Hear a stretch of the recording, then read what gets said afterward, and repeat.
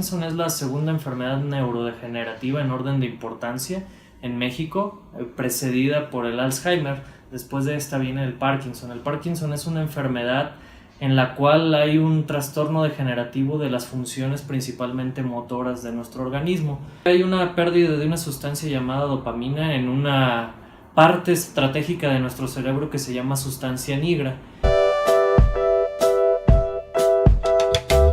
El paciente pierde la capacidad de la velocidad de los movimientos, se vuelven más lentos sus movimientos o pierde el control sobre ellos, como puede ser el temblor. El paciente lo ve manifestado como alteraciones en la marcha, alteraciones en la capacidad de hacer algunas cosas, en cosas o tareas tan sencillas como abotonarse una camisa. Un paciente con Parkinson no lo puede realizar.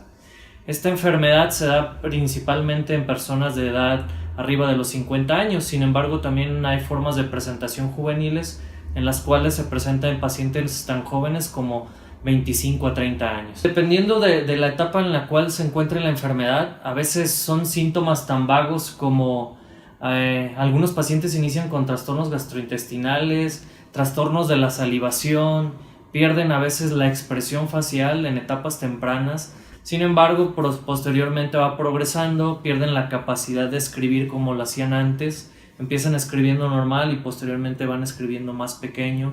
Se pierde la posibilidad de realizar las tareas sencillas como las que te comentaba, empiezan a caminar con pasos cortos, la marcha se vuelve difícil, se vuelve complicado para ellos dar vuelta, girar, ¿sí? A veces incorporarse, ponerse de pie. De la gama de tratamientos para la enfermedad de Parkinson existen muchas opciones actualmente. Siempre se inicia con la terapia farmacológica, es el primer paso que un paciente con Parkinson va a seguir.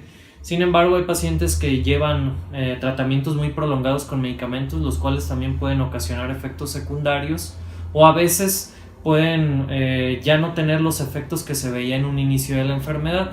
Es por eso que a veces se recurre a opciones quirúrgicas, como sería, tenemos dos vertientes principales, que sería la lesión, que es ocasionar una pequeña quemadura, podríamos llamarle así, dentro del cerebro, núcleos específicos que van a hacer que el paciente controle estas alteraciones del movimiento, o también terapias más modernas que le llamamos estimulación cerebral profunda.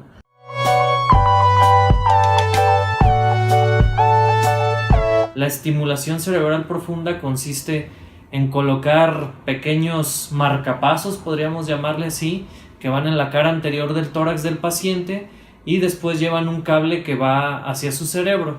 Este cable lo colocamos en puntos estratégicos de su cerebro mediante técnicas modernas de fusión de imágenes, en las cuales vamos a determinar ciertos blancos que nos van a permitir controlar la rigidez del paciente, el temblor del paciente o algunos otros síntomas importantes. Esta cirugía actualmente es bastante segura, la tasa de complicaciones es baja, el riesgo de mortalidad de 100 pacientes que se operan de esto, menos de uno puede llegar a una complicación grave, como puede ser infecciones, fallecimientos, alguna hemorragia, por lo cual se considera un procedimiento bastante seguro. Y con las técnicas que te comenté, bastante modernas, la precisión que tenemos al poner estos cables dentro del cerebro del paciente es fenomenal, ¿no? De hecho, el paciente, muchas de las cirugías, el paciente está despierto y en ese momento, en el mismo momento de la cirugía, el paciente se da cuenta del resultado final que va a obtener con la estimulación cerebral.